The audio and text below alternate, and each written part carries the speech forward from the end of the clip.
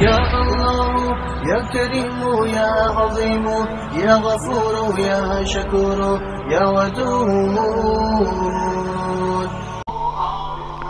عفت و پاک دامنی اسلام کا تاکیدی اور مبارک حکم، فطرت انسانی کا تقاضا اور شرافت کا اعلیٰ معیار ہے۔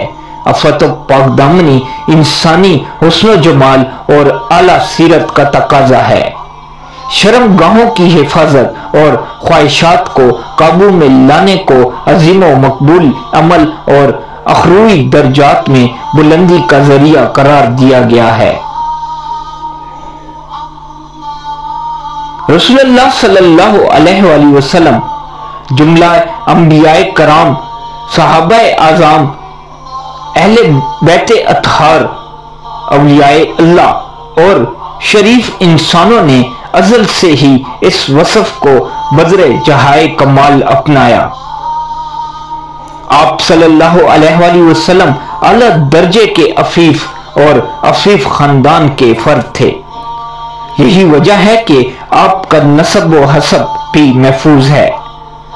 آپ صلی اللہ علیہ وآلہ وسلم کی عفت کا اندازہ اس سے لگایا جا سکتا ہے کہ آپ کے جانی اور ایمانی دشمنوں نے بھی کبھی آپ صلی اللہ علیہ وآلہ وسلم پر کسی قسم کا الزام نہیں لگایا، بلکہ ہمیشہ غیبانہ طور پر بھی آپ صلی اللہ علیہ وآلہ وسلم کی صداقت، امانت اور عفت کا اعتراف کیا۔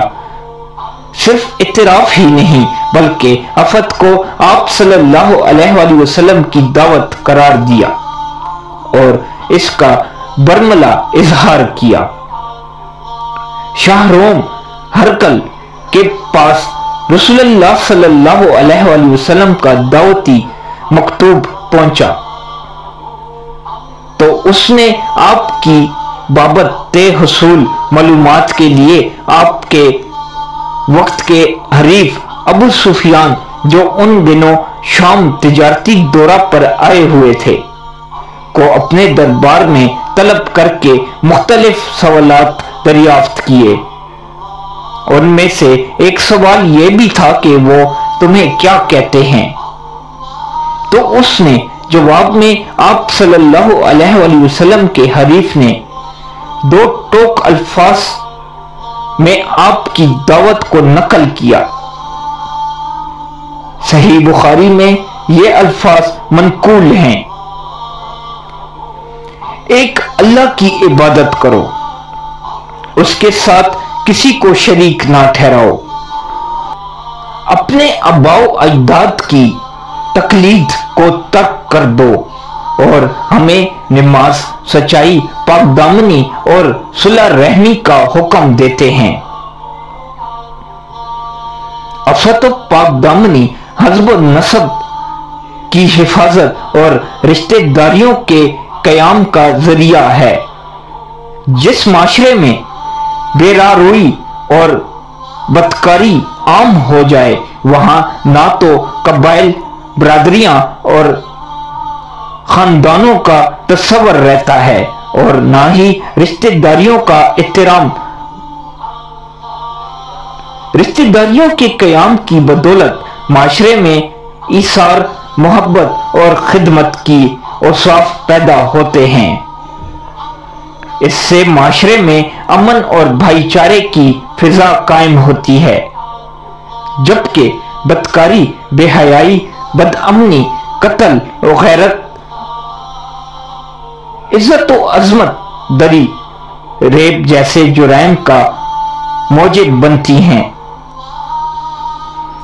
جب انسان حیا کی حدود سے تجاوز کر کے اسلامی حدود سے باہر نکل جاتا ہے، پھر انسانی فطرتی ہمدردی اور محبت کا خاتمہ ہو جاتا ہے۔ نتیجے میں وہ سب کچھ ہوتا ہے جو حال ہی میں زینب، اسما، کائنات جیسی بچیوں کے ساتھ ہوا، جسے میڈیا نے رپورٹ کیا ہے۔